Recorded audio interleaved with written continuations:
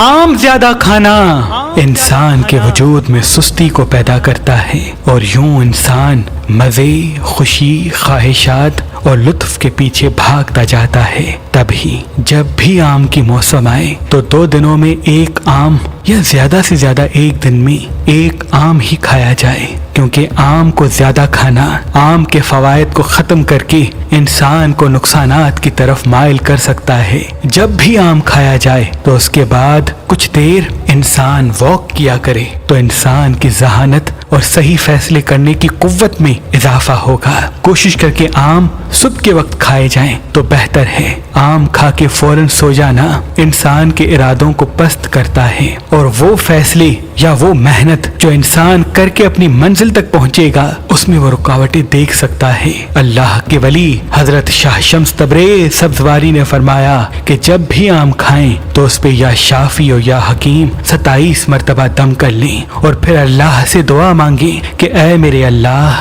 یہ تیری نعمت میرے لیے شفا بنا دے، برکت بنا دے، رحمت بنا دے۔ تو اس آم کا رس انسان کے وجود میں جا کے 6 سینس کو ابھارتا ہے، ارادوں کو مضبوط کرتا ہے، انسان کو اس فیصلے کروانے کی طرف راغب کرتا ہے جو اس کی کامیابی و کامرانی کے لیے ضروری ہوتے ہیں۔ اور جس انسان کی شادی نہیں ہوتی یا جس انسان کے کاموں میں الجھن یا رکاوٹیں آتی ہیں تو وہ آم کی موسم میں آم کا صدقہ اتوار کے دن دے، اللہ کے کرم سے وہ تمام نحس اثرات سے دور ہو کر کامیابی و کامرانی تک پہنچ جائے گا۔ کامیابی و کامرانی تک پہنچ جائے گا۔